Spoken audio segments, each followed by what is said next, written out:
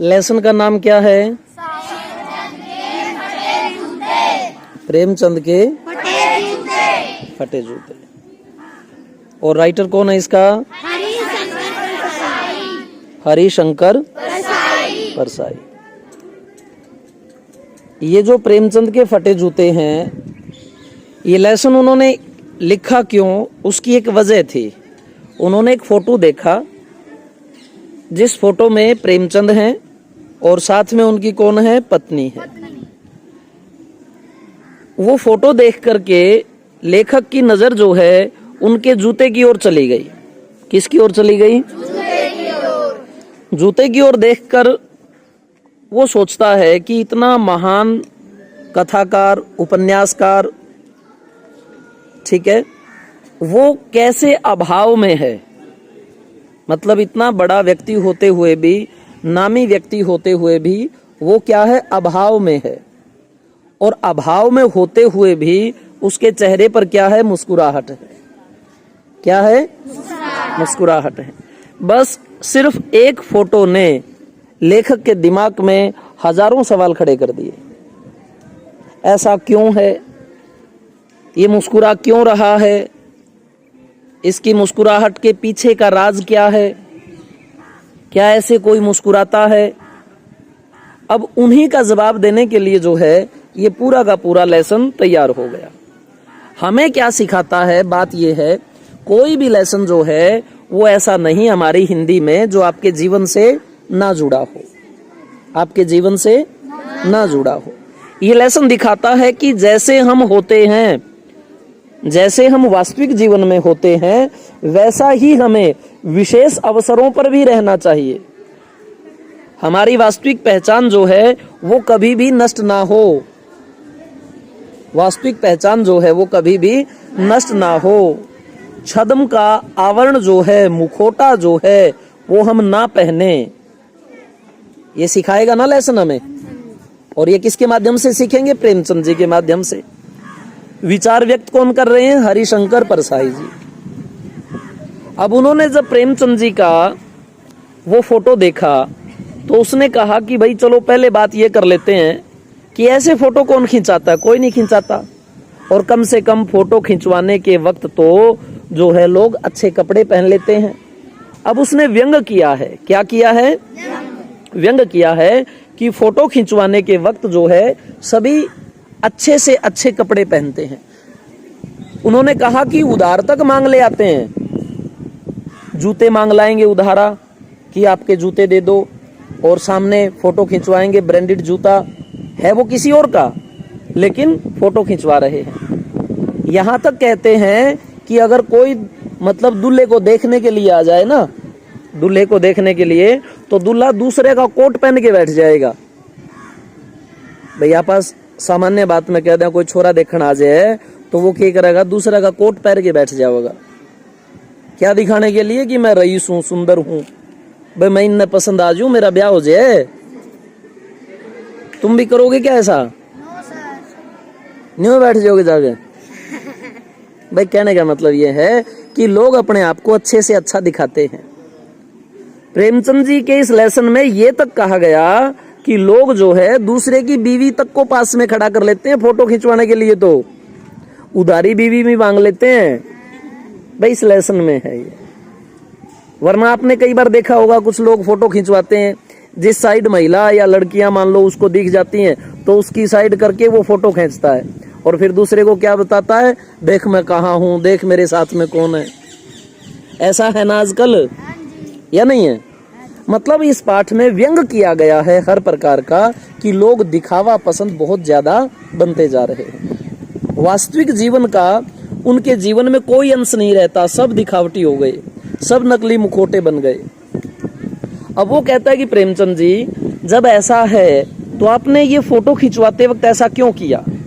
और प्रश्न क्या बनेगा कि प्रेमचंद जी ने जो है फोटो खिंचवाते हुए भी जब फटे जूते पहने, ठीक है, तो वो वास्तविक जीवन में क्या करते होंगे?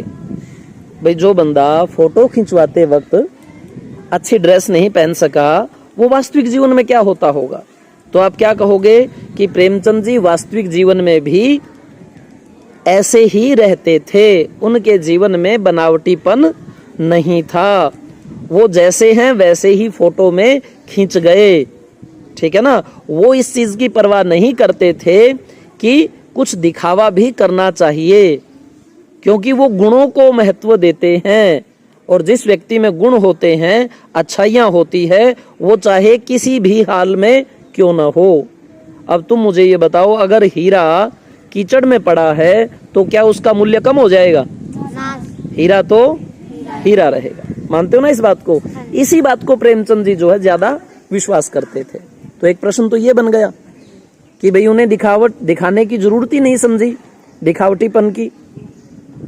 तो फिर वो कहता है, दूसरी बात आ जाती है। एक बात तो हल हो गई कि वास्तविक जीवन में वो कैसा रहता होगा जब फोटो में ऐसा है। अब दूसरा प्रश्न क्या बनता है कि वो मुस्कुरा क्यों रहे हैं, या वो किसके ऊपर मुस्कुरा रहे हैं?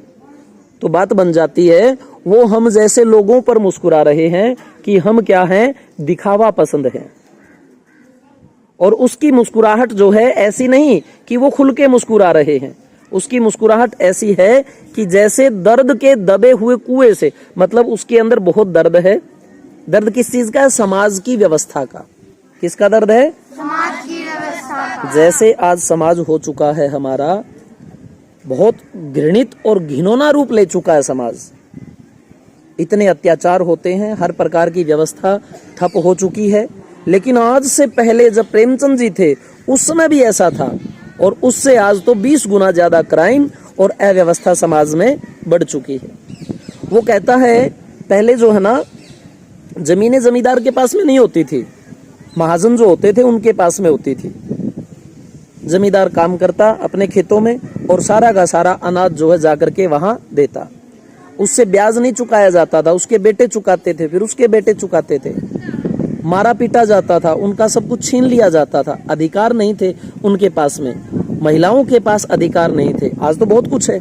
तो उस समय की जितनी पीड़ा थी, उन पीड़ाओं को देखते हुए मुस्कुराने का सिर्फ प्रयत्न करता है। इतना अन्याय था, इतना अत्याचार था, जिसका वर्णन किया जाए तो आप ये कहेंगे जी ऐसा नहीं हो सकता। और आज उससे अलग हो चुका है। पहले कम से कम कुछ तो शर्म थी, आज वो भी उतर चुकी है। तो इस प्रकार से ये लेसन ये दिखाता है कि प्रेमचंद जी का व्यक्तित्व कितना महान था। उसकी जो मुस्कुराहट है वो किसके लिए? वो हमारे लिए है। जैसे वो हम सब के ऊपर मुस्कुरा रहे हैं कि भाई मैं तो ठीक है जैसा हूं, फटे हाल में भी खुश हूं, लेकिन तुम अपना सोचो, तुम कैसे हो। और सिर्फ फोटो देख करके लेखक जो अपने विचारों को व्यक्त कर रहा है। समझ में आ गया आपको? फिर वो एक चीज और कहता है कि ये फटा जो जूता है, इसका रीजन क्या रहा होगा, ये फटा क्यों? उसमें से उसकी उंगली बाहर झांक रही है, ऊपर का कवर जो है वो फट गया जूते का। तो वो कहते हैं कि शायद ठोकरें मारने से आपका जूता जो है फटा होगा। अब यहाँ बात में बड़ी सूक्ष्मता है। ठोकरें मारने का मतलब ये नहीं कि वो पागल थे और रास्ते में जो भी पत्थर आया उसके ठोकरें मारी। कहने का मतलब ये है कि समाज की जितनी विडंबनाएं थी, समाज का जितना भी अत्याचार था, समाज की जितनी भी बुराई थी, वो चाहे पर्दा प्रथा हो, चाहे दहेज प्रथा हो, चाहे बाल विवाह हो, चाहे सती प्रथा हो, यानी उनके ऊपर उन्होंने बहुत लेखनी उठाई। सभी व्यभिचारों के ऊपर लेखनी उठाई। तो कहते हैं कि आपने उनको ठोकरें मारी। किसको ठोकरें मारी? बुराइयों को। किसको ठोकरें मारी? बुराइयों को। इसलिए आपका जूता फट गया। लेखक कहता है कि जूता तो मेरा भी फट गया, लेकिन मेरा जूता नीचे से फटा है, तलवे से। अब तुम सोच के बताओ भाई, तलवे से जूता फटना ज्यादा दुखदाई होता है या ऊपर से जूता फटना ज्यादा दुखदाई होता है? तलवे से फट गया तो हम चल भी नहीं पाएंगे, ऐसा है ना। तो लेखक कहता है कि मेरा तलवे से जूता फटा है, लेकिन ऊपर से बड़ा अच्छा है दिखने में। और प्रेमचंद जी मुस्कुरा करके ये कहते हैं कि मेरा जूता तो ऊपर से फटा है, मैं चल तो सकता हूं। क्या हुआ अगर वो दिखाई दे रहा है? और तुम्हारा जूता तो नीचे से फटा हुआ है, तुम चलोगे कैसे? भावार्थ क्या है बच्चों इसमें? वो कहता है कि मैं जिस हाल में हूं, सच्चा हूं, अच्छा हूं, तुम लोगों ने तो झूठा आवरण चढ़ा रखा है अपने ऊपर। तुम कैसे चलोगे, अर्थात इस समाज में कैसे जी पाओगे? तुम्हारी हालत क्या रहेगी? लोग तुम्हें झूठा, बेईमान, छल कपट वाला मानेंगे, वो तुमसे दूर हो जाएंगे। तुम्हें आगे भले ही ना कहें, पीछे सब तुम्हारी जो है निंदा करेंगे। तुम आखिर कैसे लोग हो? ये लेसन जो है वो हमारे समाज के ऊपर बेटा बहुत ज्यादा प्रश्न चिन्ह लगाता है। वो कहता है कि जब तक जियो शान से जियो, अच्छे बन के जियो, तुम्हारा गुजर बसर तुमसे होगा ना। तुम्हारे घर कोई पैसे डालने आता है बेटा? ना जी। तुम्हारे माँ बाप, तुम्हारे भाई बहन मिल करके अपनी व्यवस्था करते हो ना सभी, यस। और तुम्हें ही करनी है, आपका काम चल जाएगा। लेकिन अगर झूठे बनोगे, अपनी आत्मा से गिर जाओगे, तब कैसे बात बनेगी? तब तो बिल्कुल नहीं बन पाएगी। तो लेसन अच्छा है या बुरा है? ये अच्छी सीख देता है हमें, अच्छे कार्य करने के लिए प्रेरित करता है हमें। ठीक है, तो इस प्रकार की बातें चली। अब वो जो जूते की कहानी में बीच में एक और चीज लगा देता है कि मुझे लगता है कि या तो जूता ठोकर खाने से फटा है, या तुमने बहुत लंबे चक्कर लगाए होंगे।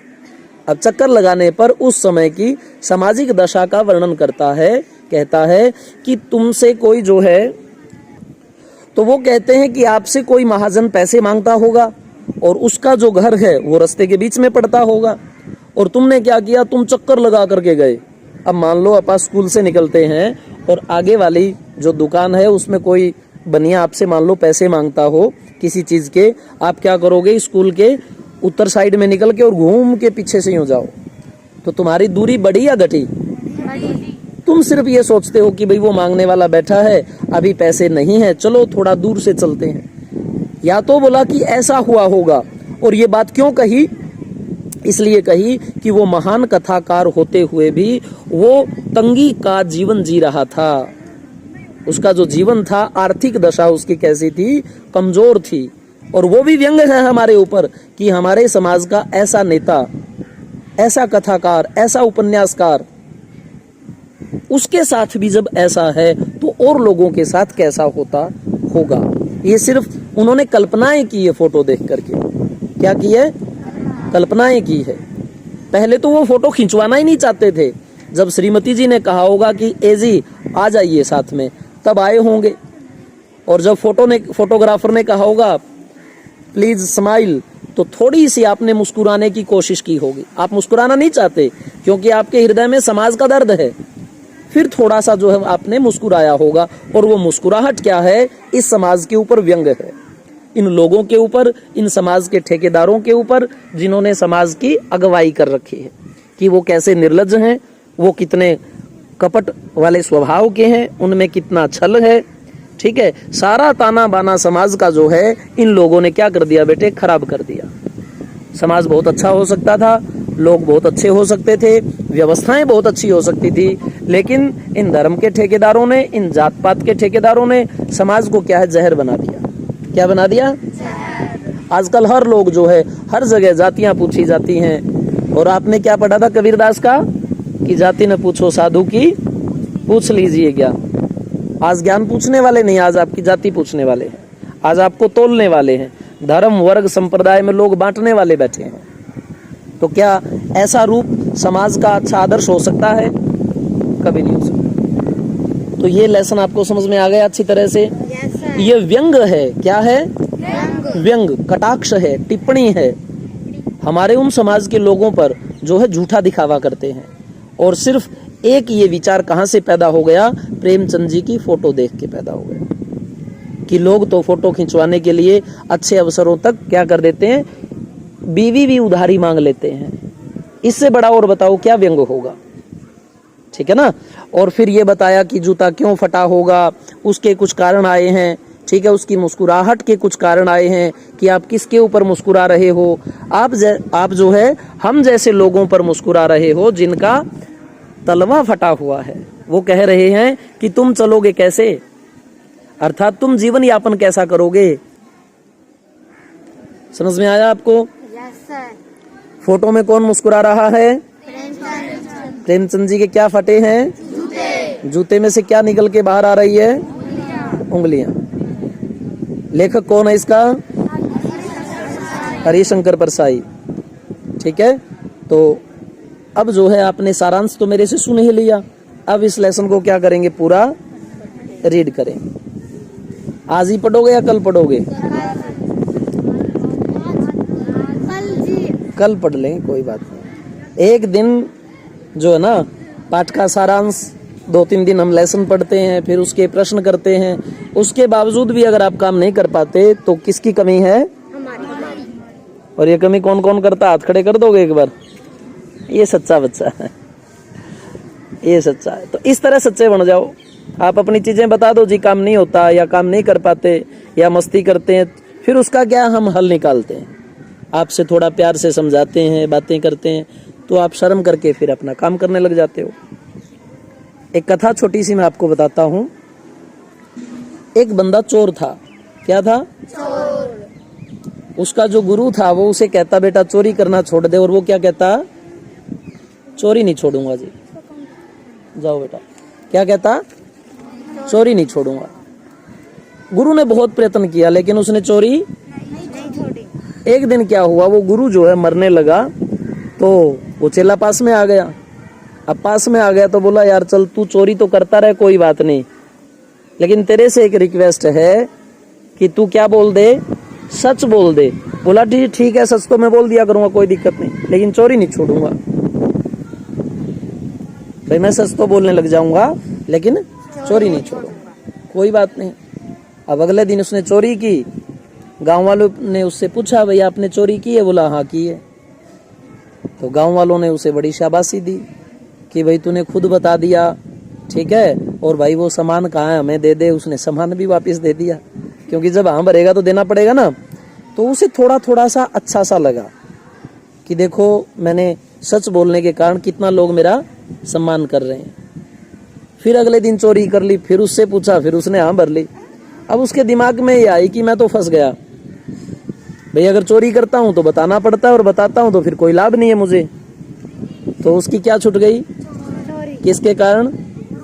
सच बोलने के कारण, सत्य बोलने के कारण। अगर आप सच बोलना सीख लेते हो तो जीवन के सारे पाप आपसे स्वतः नष्ट हो जाते हैं। समझ में आया? आप जब हाँ भरते हो ना, जी हाँ मैंने ऐसा किया है, तो फिर टीचर आपसे गुस्से में नहीं होता। फिर वो आपके ऊपर विश्वास करता है, ट्रस्ट करता है। फिर थोड़ा सा और ट्रस्ट करके कहता है भाई काम करो। फिर आप काम करने लग जाते हो, क्योंकि रोज तो तुम कहोगे नहीं कि जी मैं तो मस्ती कर रहा था, ठीक है, मैंने तो नहीं किया जी, जानबूझ के नहीं किया। नहीं कह सकते ना रोज, तो फिर आपको खुद शर्म आने लग जाएगी, काम करने लग जाओगे।